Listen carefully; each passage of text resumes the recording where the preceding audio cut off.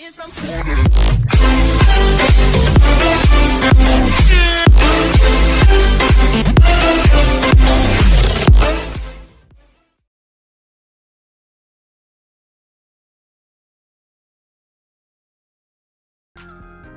koperasi. Koperasi didirikan di Indonesia oleh R. Arya Wirialmadja di Purwokerto, Jawa Tengah pada tahun 1876. Koperasi dipelopori oleh Dr. Andes Muhammad Hatta yang juga dikenal sebagai Bapak Koperasi Indonesia. Pada tanggal 12 Juli 1947, pergerakan koperasi di Indonesia mengadakan Kongres Koperasi pertama atas dorongan Bung Hatta di Tasikmalaya yang kemudian ditetapkan sebagai Hari Koperasi Indonesia. Kemudian, pada tahun 1927 keluar Peraturan Nomor 91 tahun 1927 tentang Perkumpulan Koperasi Bumi Putra. Pengertian koperasi. Koperasi menurut Undang-Undang Nomor 25 tahun 1992 adalah badan usaha yang beranggotakan orang-orang atau badan hukum koperasi dengan melandaskan kegiatan berdasarkan prinsip koperasi sekaligus sebagai gerakan ekonomi rakyat yang berdasarkan atas asas keluarga.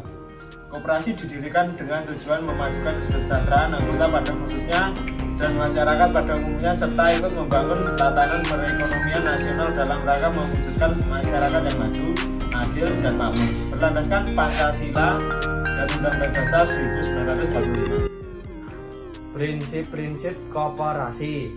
Keanggotaan bersifat sukarela dan terbuka. Pengelolaan dilakukan secara demokratis.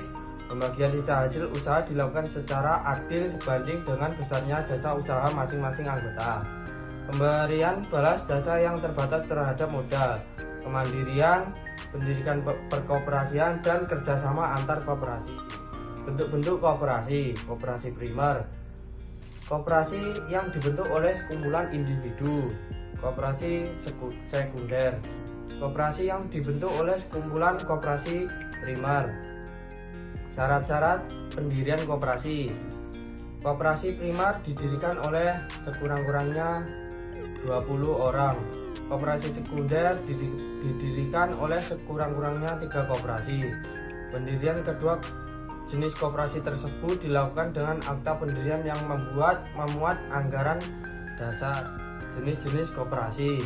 Koperasi simpan pinjam, koperasi konsumen, koperasi produsen, koperasi pemasaran, dan koperasi jasa. Perangkat anggota koperasi.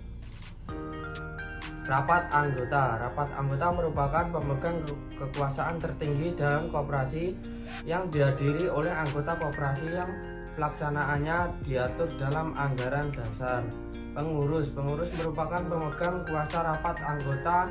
Pengurus bertanggung jawab mengenai segala kegiatan pengelolaan koperasi dan usahanya kepada rapat anggota atau rapat anggota luar biasa.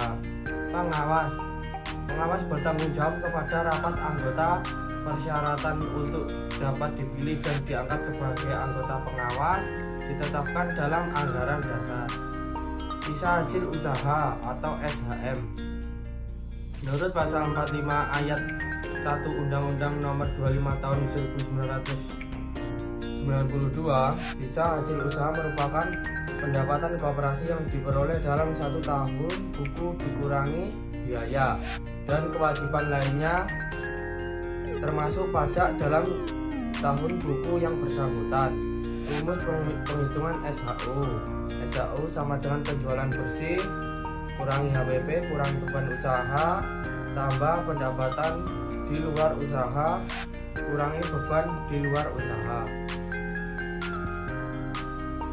Pembubaran koperasi. Pembubaran koperasi dapat dilakukan berdasarkan keputusan rapat anggota, keputusan pemerintah apabila terdapat bukti bahwa koperasi yang bersangkutan tidak memenuhi ketentuan undang-undang tentang perkoperasian, kegiatannya bertentangan dengan ketertiban umum dan atau kesusilaan.